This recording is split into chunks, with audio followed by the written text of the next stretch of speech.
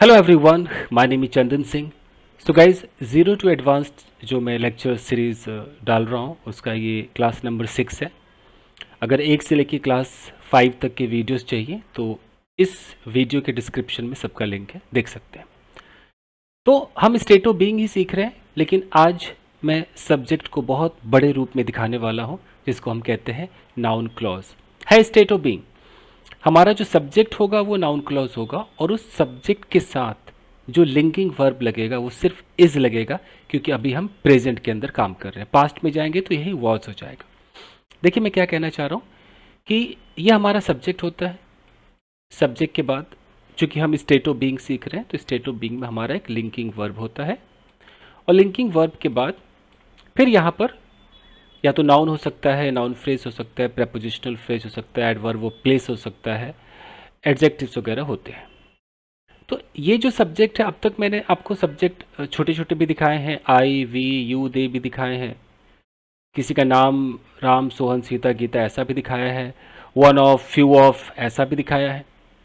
अब मैं आपको दिखाना चाह रहा हूँ एक ऐसा सब्जेक्ट जिस सब्जेक्ट के अंदर एक कंजंक्शन होगा, उस कंजंक्शन के बाद एक और सब्जेक्ट होगा, उस सब्जेक्ट के बाद एक वर्ब होगा, हो सकता है वर्ब के बाद भी कुछ और हो, मतलब सब्जेक्ट के अंदर पूरी की पूरी पूरा एक सेंटेंस होगा।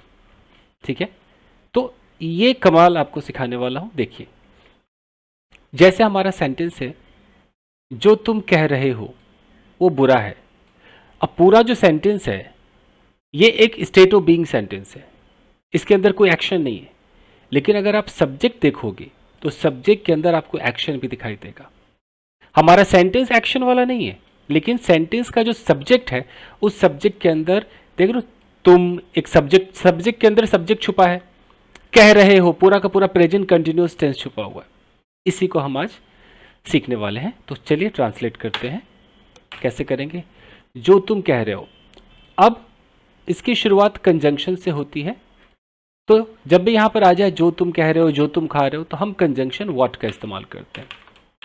हम बोलेंगे व्हाट, विच मत लगाना, व्हाट। अब व्हाट के बाद हमें चाहिए एक सब्जेक्ट, तो तुम हो गया तो यू। फिर हमें देखना है कि इसके अंदर टेंस कौन सा है, तो कह रहे हो यानी कि प्रेजेंट कंटिन्यूअस टेंस है, तो व्हाट यू आर सेइंग। अब ये सेंटेंस नहीं है, ये सब्जेक्ट है। अब इसके बाद मुझे इसका प्रेडिकेट लगाना है, और हमारा प्रेडिकेट तो स्टेट ऑफ बीइंग वाला है, तो हम इसके साथ क्या लगाएंगे? इज का इस्तेमाल करेंगे। तो पूरा देखिए कैसे होगा। What you are saying is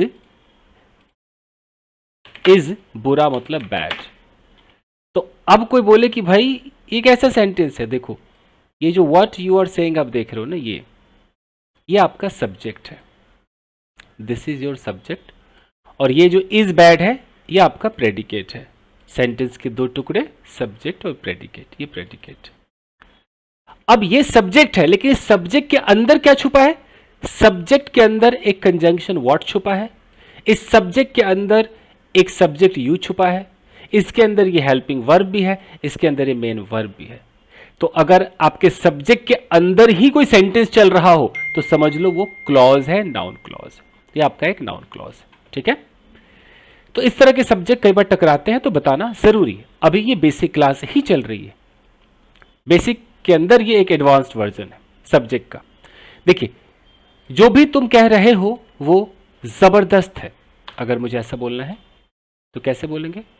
जो भी है तो व्हाट के साथ एवर लगा दीजिए, whatever you are saying, you are saying. अब आपको इज लगाना है। इज किसके लिए लगाना है? कि पूरा का पूरा जो सब्जेक्ट है एक सिंगुलर माना जाएगा। ये पूरा जो स्टेटमेंट आप देख रहे हो ना, ये सिंगुलर माना जाएगा, तो इसके लिए इज लगा रहे हैं। तो what you are saying is जबरदस्त मतलब अमेजिंग, बन गया। लिख लीजिए। अब देखिए उसका व्यवहार कैसा है, वो अस्वीकार्य है। ठीक है, देखिए कैसा मतलब हाउ, तो हाउ हिज या हर जो भी है, how his behaviour is, how his behaviour is अगर आप ऐसे दिखाते कि उसका व्यवहार कैसा है, वो अस्वीकार है, तो आपको क्या करना पड़ेगा, यहां पर एक और इज लगाना पड़ेगा। How his behaviour is unacceptable, तो ये बहुत ही खराब लगेगा। तो हम क्या करेंगे, हम कुछ ऐसा दिमाग लगाएंगे कि उसका व्यवहार कैसा है, मतलब वो कैसा व्यवहार करता है, हम इसको प्रेजेंट इंडेफिनिट में लेंगे। तो हम कैसे बोलेंगे, हाउ ही बिहेव्स, हमने ऐसे ले लिया, हाउ ही बिहेव्स वो अस्वीकार है, इज अनएक्सेप्टेबल। अब अगर देखा जाए कि भाई ये जो हाउ है और ही बिहेव्स है, ये एक्चुअली एक सब्जेक्ट है, और इस सब्जेक्ट का जो वर्ब है वो क्या है, ये इज वर्ब है। अब इस सब्जेक्ट के अंदर में हाउ छुपा हुआ है, सब्जेक्ट के अंदर में ही छुपा हुआ है, बिहेव छुपा हुआ है, क्योंकि ये एक नाउन क्लॉज है। तो नाउन क्लॉज एक सब्जेक्ट बनता है और एक ऑब्जेक्ट बनता है, सब आप आगे सीखोगे। फिलहाल मैं इस तरह के सेंटेंसेस जानबूझ के लाया हूं कि एक बार पता तो चले कि अच्छा सब्जेक्ट ऐसा भी होता है। देखिए आगे देखते हैं, एक मिनट। कि वो जल्दी चली गई, ये हैरान करने वाला है। अब कई बार हिंदी में कहते हैं ना, यह कि वो जल्दी चली गई, ये बात कि वो जल्दी चली गई। तो पुराने अंग्रेजी में आपको इस तरह से मिलेगा कि दैट, शुरुआत दैट से होगी, कंजंक्शन है, कि वो जल्दी चली गई, दैट शी वेंट अर्ली, वो जल्दी चली गई। अब ये आपका पूरा का पूरा सब्जेक्ट। अब इसका प्रेडिकेट है, ये हैरान करने वाला है, इज। अब हैरान करने वाले क्या बोलते हैं, इज सरप्राइजिंग, इज सरप्राइजिंग, देख रहे हो। तो that she went early is surprising, ये है वो खतरनाक सेंटेंस। चलिए आगे देखिए, ये आपका प्रेडिकेट हो गया और ये पूरा का पूरा आपका नाउन क्लॉज हो गया। कि वो आएगा या नहीं, यह अनिश्चित, अनिश्चित होना चाहिए था, अनिश्चित है, अनिश्चित है। अब कि वो आएगा या नहीं, इसके लिए जो कंजंक्शन लगता है वो वेदर लगता है। तो वेदर ही विल कम और नॉट, देख रहे हो, और ये सब्जेक्ट है, इतना बड़ा जो सेंटेंस है एक्चुअली सब्जेक्ट है। तो वेदर ही विल कम और नॉट इज अनसर्टेन, अनसर्टेन, अनिश्चित है। तो ये आपका प्रेडिकेट हुआ और ये पूरा का पूरा आपका सब्जेक्ट हुआ, देख लो। सब्जेक्ट के अंदर ही टेंस चल रहे हैं, सब्जेक्ट के अंदर ही पूरा का पूरा काम हो रहा है। जो उन्होंने फैसला किया वो अंतिम है, यानी कि जो उन्होंने फैसला किया मतलब जो उन्होंने डिसाइड किया। So what they decided, what they decided, आप हैव भी लगा सकते हो, आप ऐसे भी कह सकते हो कि what they have decided, what they have decided is अंतिम है, अंतिम मतलब फाइनल है, is final. So what they have decided is final, ठीक है। अब देखिए, तुमने ये समस्या कैसे सुलझाया, ये प्रभावित करने वाला है। कैसे मतलब हाउ, हाउ यू सुलझाया समस्या, how you solved this problem, तुमने ये समस्या कैसे सुलझाया, how you solve this problem. How did you मत कर देना, सवाल नहीं। इज प्रभावित करने वाला है, is impressive, yes Akshar, okay go. Keep the laptop somewhere, okay. तो how you solve this problem is impressive. कि उसने मुझसे झूठ बोला, यह चौंकाने वाला है, ये भी करते। Akshat put the laptop on the couch. कि उसने मुझसे झूठ बोला, यह चौंकाने वाला है, कैसे होगा, की लगाया तो दैट लगाएगी, दैट उसने मुझसे झूठ बोला, that he lied to me, that he lied to me, कि उसने मुझसे झूठ बोला, वह चौंकाने वाला, इज सरप्राइजिंग, ठीक है।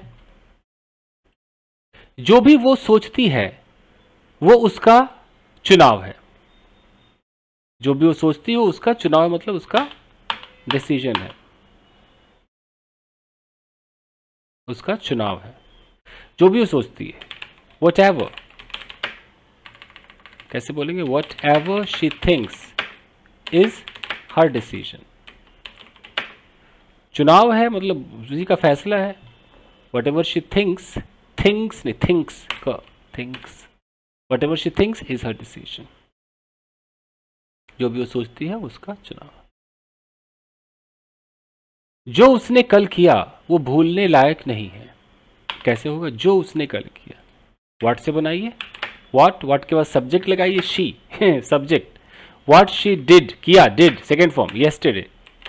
अब यहां लिखने के बाद अब ये पूरा सब्जेक्ट हो गया, व्हाट शी डिड येस्टरडे अपने आप में पूरा सब्जेक्ट है। तो व्हाट शी डिड येस्टरडे, जो उसने कल किया वो भूलने लायक नहीं है।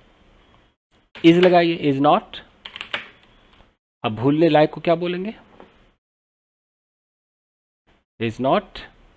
या एक और वर्ड होता है इज, एक इनडेलिबल, ये सर्च करना आप, इनडेलिबल, इनडेलिबल कि भूलने लायक नहीं, मतलब इसको डिलीट नहीं कर सकते। What she did yesterday is indelible. कि हम जीतेंगे या हारेंगे ये महत्वपूर्ण नहीं है। की से शुरुआत हो रहा है, दैट लगाइए, दैट नहीं, जीतेंगे या हारेंगे तो फिर वेदर लगाइए, क्योंकि दो चीज आ रही है, जीतेंगे या हारेंगे। तो whether, whether we will win और लूज, यह महत्वपूर्ण नहीं है। इज नॉट इंपॉर्टेंट बन गया, वेदर वी विल विन और लूज इज नॉट इंपॉर्टेंट। जो वो प्लान कर रहे हैं वो गुप्त है, सीक्रेट है।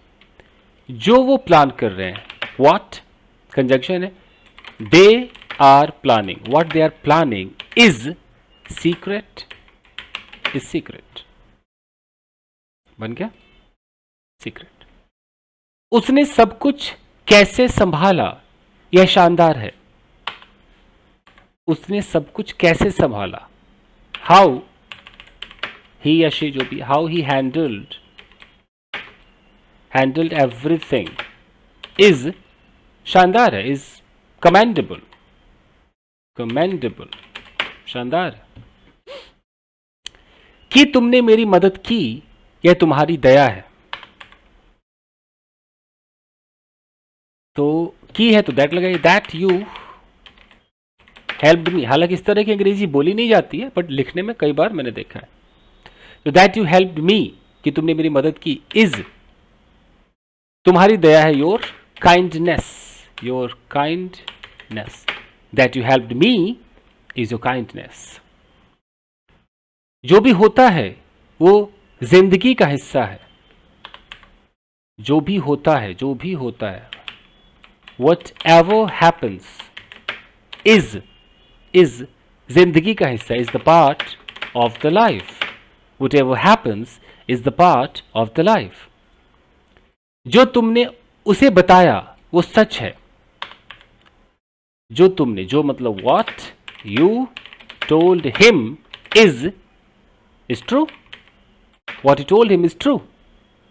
वो ट्रू है। उसने पहेली कैसे सुलझाई, ये चतुर है, मतलब चतुर है, मतलब ये बहुत चतुराई की बात है। तो उसने पहेली कैसे सुलझाई, how she solve the puzzle is. अब चतुर है मतलब बहुत ही चतुराई वाली बात है। तो how she solve the puzzle is, कैसे बोलेंगे, चतुर है। सोचिए सोचिए। तो यहां पर वो चतुर, वो हिंदी थोड़ा गलत हो गया है, मतलब एक चतुर काम है, मैं इसको लिखता हूं एक चतुर, यहां लिखना चाहिए चतुर काम है। तो इज अ क्लेवर एक्ट या एक्टिविटी कह सकते हैं, इज अ क्लेवर एक्ट। कि वो समय पर पहुंच गए, यह अच्छी खबर है। कि वो समय पर पहुंच गए, दैट एक से ज्यादा लोग हैं तो that they reached on time is a good news, अच्छी खबर है। जो भी वो कहता है वो बकवास है। जो भी वो कहता है, whatever he says is बकवास, एब्सर्ड। एक वर्ड आता है ना, एब्सर्ड है, सब एब्सर्ड है, नॉनसेंस। नॉनसेंस भी कह सकते हैं। जो हमने आज सीखा वो उपयोगी है। जो मतलब व्हाट हमने आज सीखा, हम चाहे तो प्रेजेंट परफेक्ट भी लगा सकते हैं कि what we have learned today, what we have learned today is useful. Useful.